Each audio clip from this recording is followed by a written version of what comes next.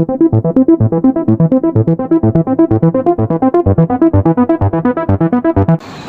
buat teman-teman yang pengen belajar ya membonsai, kita harus perlu mempelajari 5 gaya dasar bonsai ya. Di sebelah kita adalah gaya formal, yaitu pohon yang lurus ke atas batangnya ya. Ini disebut gaya formal. Nah, bisa dilihat ini dari kakinya, batangnya, dan juga ada percabangannya ini lumayan datar ya ke atas ya. Jadi membentuk segitiga. Nah, ini disebut gaya formal dalam bonsai ya. Jadi analoginya seperti kita berdiri ya. Jadi ada kakinya.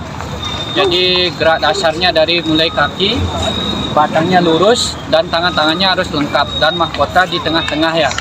Nah, seperti itu dalam membuat bonsai gaya formal ya. Ini salah satu gaya formal ya. Jadi untuk memahami bonsai kita perlu memahami 5 gaya dasar bonsai ya. Ini salah satunya gaya formal yang harus kalian ketahui ya. Kita akan menuju ke gaya bonsai yang kedua ya, yaitu gaya informal.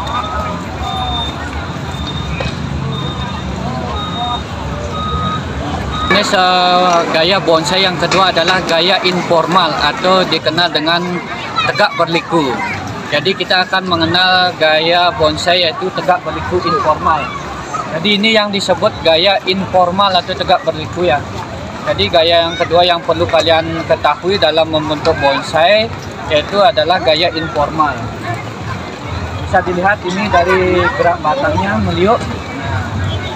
Dan liuknya ke kiri sampai ke mahkota.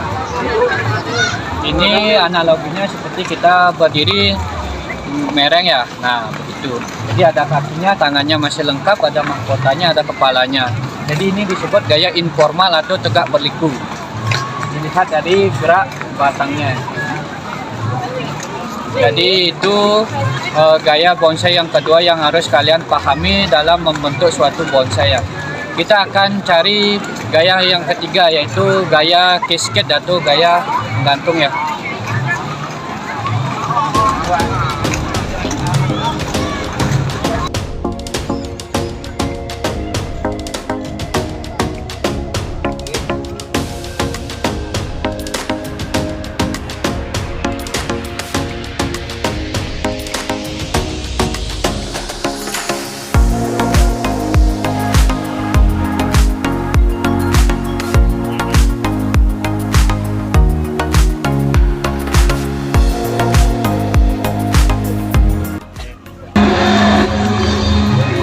Gaya ketiga adalah gaya cascade.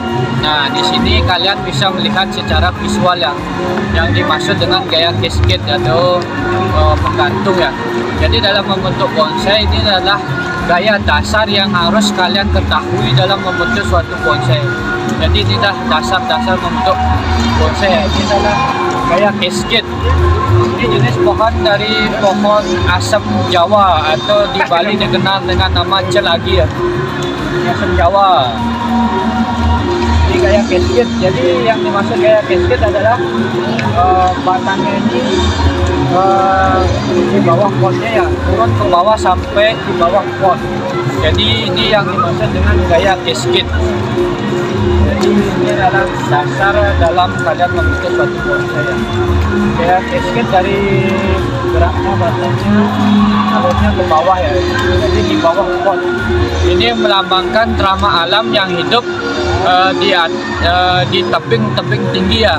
Jadi untuk mencari sinar matahari atau mencari makanan dia arahnya ke bawah. Jadi karena tebingnya tinggi, jadi dia mencari makanan ke bawah. Ini melambangkan dengan gaya cascade.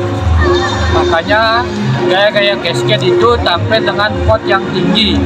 Jadi potnya ini adalah melambangkan tanah ya. Jadi di mana dia hidup. Jadi potnya ini seperti tebing.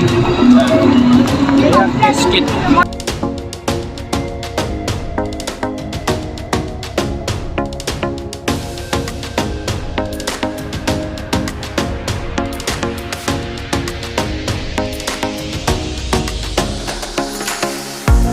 Ini disebut dengan gaya semi cascade atau setengah menggantung, di mana mahkotanya berada di atas dan ada cabang yang menjulur ke bawah. Nah, dia seperti setengah menggantung. Jadi mahkotanya masih di atas, cabangnya ada satu yang ke bawah, disebut gaya setengah menggantung atau semi cascade.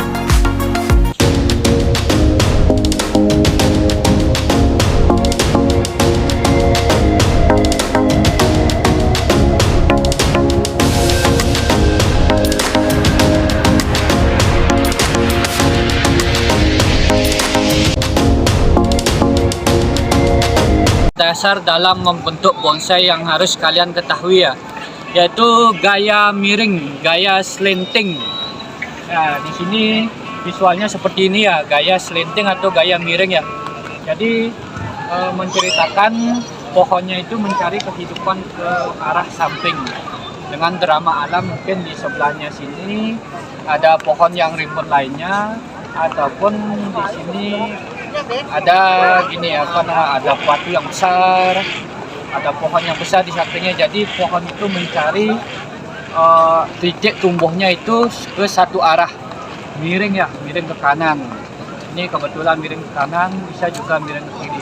Nah, ini yang disebut gaya slanting atau gaya miring ya.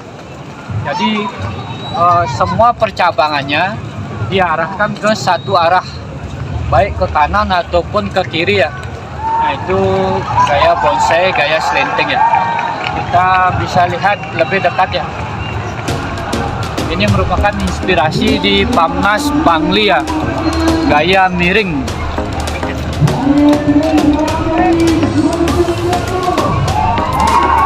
Ini dari jenis pohon serut ya, dengan gaya miring, gaya slanting.